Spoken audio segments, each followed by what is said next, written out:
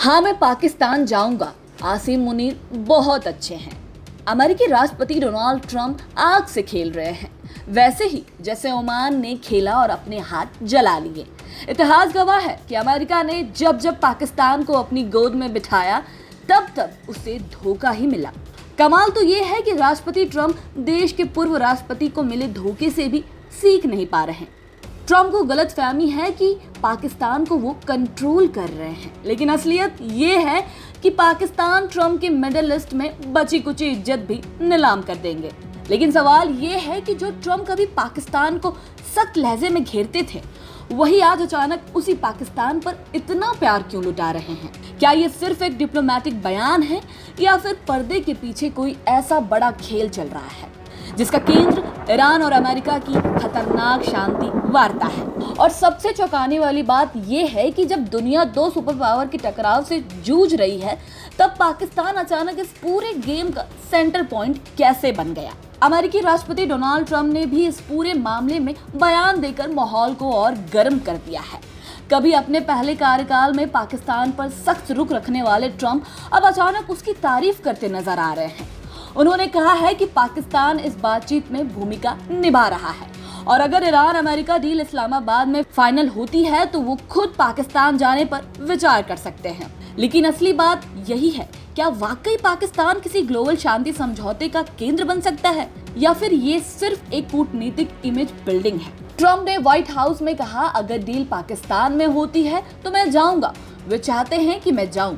इस बयान को देखकर साफ है कि पाकिस्तान अपनी विदेश नीति में खुद को बड़ा दिखाने की कोशिश कर रहा है, लेकिन जमीन पर उसकी भूमिका अभी भी सवालों के घेरों में है। ट्रंप ने पाकिस्तान के सैन्य और राजनीतिक नेतृत्व की तारीफ भी की, लेकिन ये तारीफ ज्यादा देर तक टिकती हुई नहीं दिखती, क्योंकि अंतर्राष्ट्रीय राजनीति में हित ही असली भाषा होती है, रिश्ते नहीं। अब असली गेम समझिए। पाकिस्तान जिस ईरान अमेरिका डील में खुद को मध्यस्थ बता रहा है, वहां उसकी भूमिका अभी तक साफ और निर्णायक नहीं दिखी है। बड़े फैसले वाशिंगटन और तेहरान में होते हैं और इस्लामाबाद अक्सर सिर्फ बीच में खड़ा नजर आता है।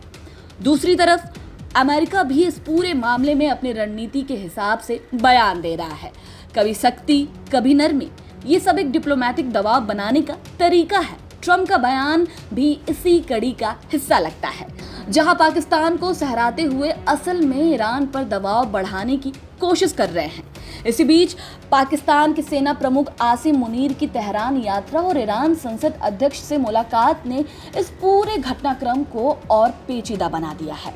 लेकिन बड़ा सवाल यही है, क्या ये मुलाकातें किसी ठोस नतीजे की ओर ले जा रही हैं या सिर्फ फोटो ऑफ और डिप्लोमेटिक शो है? सच्चाई ये है कि ईरान और अमेरिका के बीच असली फैसला बड़े रणनीतिक हितों पर टिके हैं, तेल, सुरक्षा और क्षेत्रीय दबदबे पर।